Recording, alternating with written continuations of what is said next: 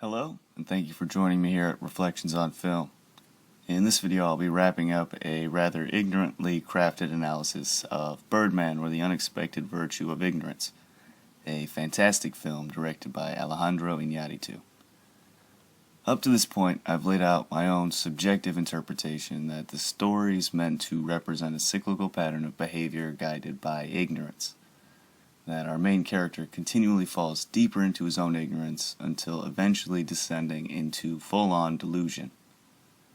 However, I think there's more to the story, and I'm actually pretty positive there is, as up until now I've failed to mention a great many of the literary works that are referenced throughout the film, instead choosing to focus my analysis on my own philosophy inspired by the Buddhist traditions I've been exploring throughout the last few years of my life.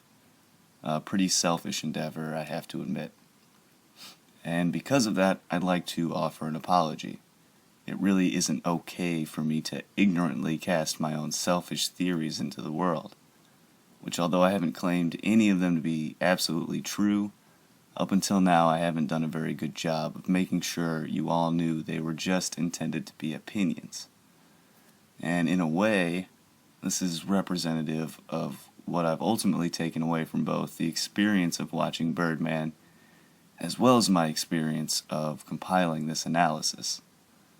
The fact that I can always become more of a selfless person, always find ways to decrease my own selfish tendencies of expressing my own personal desires over the desires of those around me. Now, I'd like to thank the people at Cinefix for drawing my attention to ideas explored in the film, such as human obsession and the need to feel validated in one's endeavors, both in the film and after a bit of self-reflection in my own life as well. They corrected the quotation I attempted to transcribe, and in doing so helped me to discover and try to adjust some of my own selfish desires, an act for which I cannot express enough gratitude. Also thanks to the YouTube user ZIROLAND for pointing out to me that I've completely ignored the film's references to Ovid's Metamorphoses, specifically the story of Icarus, while also failing to point out the fact that it seems to be greatly inspired by many ideas expressed in the works of James Joyce, an author whose creations I am embarrassingly unfamiliar with, but have begun to gain a better understanding of. Once again, my gratitude for these revelations is too deep to be expressed just in some meaningless YouTube video, but this is sort of my futile attempt to do so. So, thanks to Cinefix and ZIROLAND and a bunch of other research I've been doing, I've come to see how many of the themes explored in Joyce's novel, A Portrait of the Artist as a Young Man, are also explored in Iñárritu's Birdman. Joyce's novel has been classified as a Künstlerroman, a German term which I'm not sure I'm pronouncing correctly, meaning artist's novel. It is essentially a coming-of-age story, providing us one example of an artist learning to accept his place in the world and mature as both an individual and a member of society, usually having main characters in some sort of direct conflict with elements of the social structure in which they live. A Portrait of the Artist as a Young Man is largely autobiographical in that the main character of the novel recounts stories from Joyce's own life, acting as a sort of alter ego through which Joyce allows himself to explore, analyze, and therefore better understand his own life and his place in the world, while also offering the world a work of fiction that they too might be able to self-reflect upon. A truly beautiful concept, and a novel which I am embarrassed to say that I haven't read completely yet.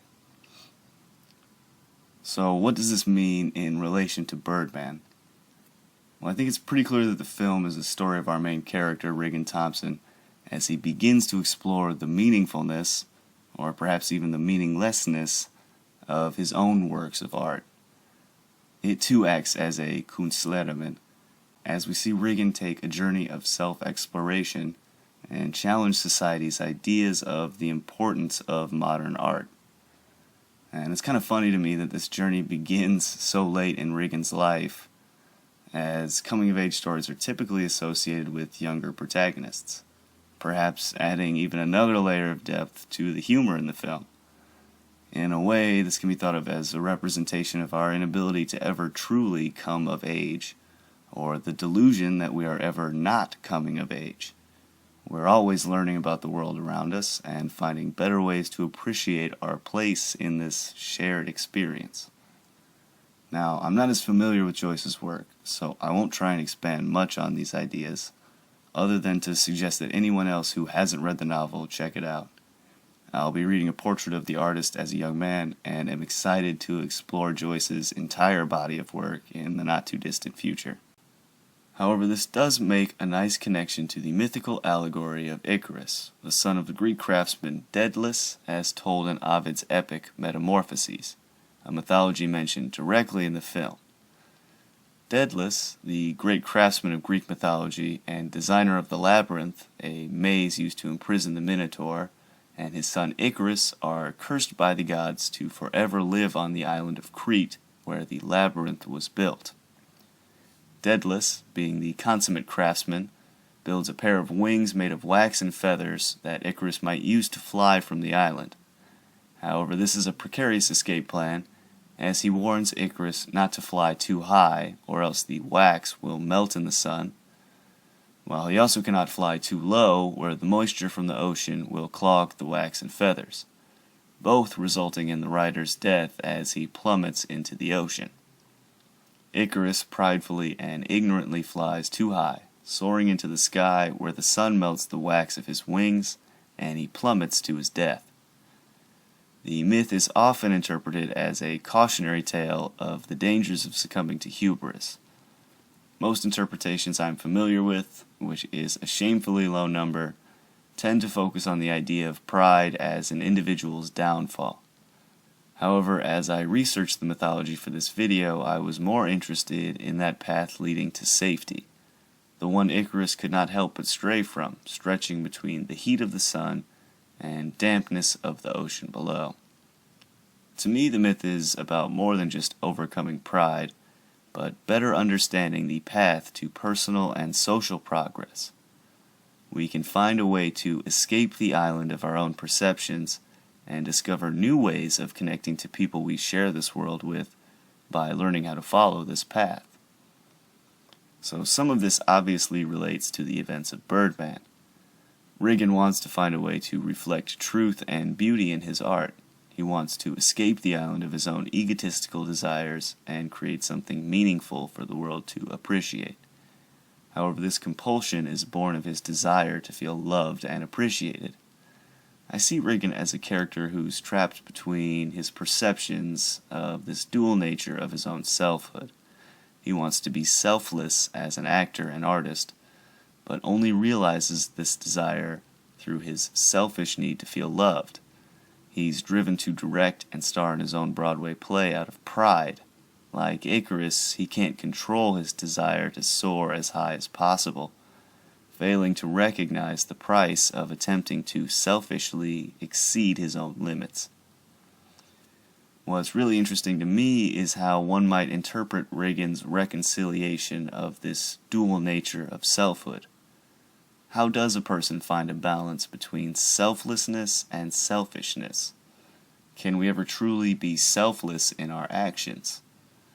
And I think the film offers maybe one example of how to do this, namely through the process of self-sacrifice. At the end of the film, we see a literal example of self-sacrifice as Regan takes his life on stage, finding a way to reflect absolute truth in his art. Now, one interpretation of this self-sacrifice would be as a symbolic representation of the union of those seemingly oppositional forces at work in his mind.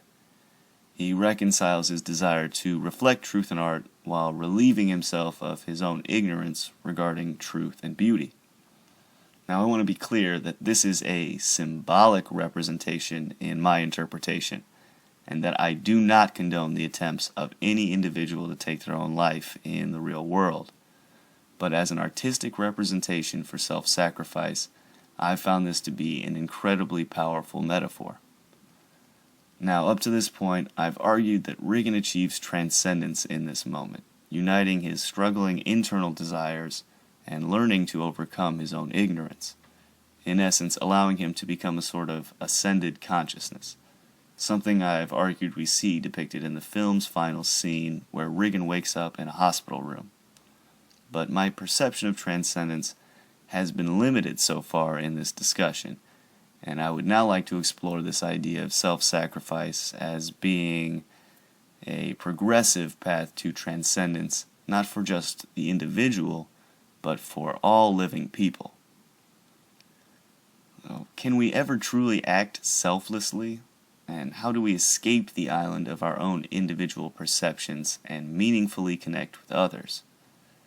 As a result of this analysis, as well as the direction I've received from many helpful individuals and my own subsequent research, I've come to the conclusion that in order to make this meaningful connection, an individual must develop the ability to express selflessness and selfishness in unison, to recognize that any effort a person might undertake to make the world a better place for others is also an attempt to make the world a better place for oneself. Every selfless act, in a way, is also a totally selfish act. Similarly, a selfish act, which is motivated by the desire to create positive outcomes, can also be interpreted as a selfless act. Now, in my humble and very ignorant opinion, one of these perspectives, if it were to be widely adopted, would allow every individual to be absolved of this inherent selfishness, and that is by making one's life an example of self-sacrifice. If we live our lives with the intention of being selfless and take every opportunity to sacrifice our own selfish desires, and instead try to satisfy the sort of collective desires which we all share for the prosperity of all living beings, then it would be true that every individual would want every other individual in the world to express this same type of selfishly selfless behavior. Therefore, acting selflessly would not be selfish at all, because we would all be focused on making the world a better place, both for the individual and for the collective. We would all be linked by this selflessness, and in doing so, we would be constantly motivating one another to do the most good and achieve the most progress in our lifetimes as we possibly can. And as of right now at least, this is what I'm ultimately taking away from the ending of Birdman, as a symbolic representation of an act of pure self-sacrifice, providing an example of an individual who is willing to sacrifice his own desires to be loved and appreciated, instead recognizing that he can make himself an example of truth and beauty, encouraging others to behave as selflessly as possible, thus absolving himself and everyone around him of these selfish desires. I still don't really know what to make of the hospital scene at the end of the film. It's hard to say exactly what it means, and it's probably impossible to know for sure. But Alejandro Iñárritu has said in interviews that the idea for the ending came to him in a dream. So maybe we can think of it simply as an abstract, dreamlike state in which Regan is neither alive nor dead. But I can say one thing for sure. As I continue to create new content, I'll be doing so with this idea of selflessness at the forefront of my thoughts. When I started this channel, I did so very selfishly. I wanted to share my thoughts, and in a way was really just seeking validation for my opinions and maybe my own existence. And I still might be doing that. But that's changing, and I can't be thankful enough to Alejandro Iñárritu and everyone involved in the production of Birdman, as well as all the people who have helped me gain a better understanding of myself throughout the process of developing this analysis. I will try to make this channel and its content my own method of self-sacrifice, in which I will attempt to constantly self-reflect, explore new perspectives of the world, and seek out new ways of becoming more selfless in my actions. And that's all for this video, and for my analysis and opinions on Birdman, or the unexpected virtue of ignorance. Thank you so much to anyone who has given me their time, because while I probably don't really deserve it, I'm trying really, really hard to earn it. For links to Cinefix and ZIROLAND's channels, check the description below. I'm a fan of everything Cinefix puts out, from their Art of the Scene series to their homemade how-tos. Everything they create is informative in the best way possible. ZIROLAND's content is something I'm less familiar with, but after browsing through just a handful of videos, I've already found it to be a place full of insightful material. I was especially moved by his video entitled James Joyce and Art, a University Lecture on Aesthetic Arrest, which certainly helped to form the basis of my perspective while producing this video. Now, I've been tempted to remove the first 4 videos of this series because of the lack of information included on these other themes explored throughout the film. However, I think this series itself acts as a symbolic representation of my own growth as an individual, and therefore might be able to act as the type of example that others might be able to learn and grow from as well. So I'm going to go ahead and leave it up for now. If you have any ideas about the opinions I've put forth in this video series, please feel free to leave a comment below. I'm excited to hear what other people think about my thoughts, and I'm really more eager to learn about other people's perspectives on just about anything that they're willing to discuss with me. Once again, this has been Reflections on Film, and as always, thanks for watching.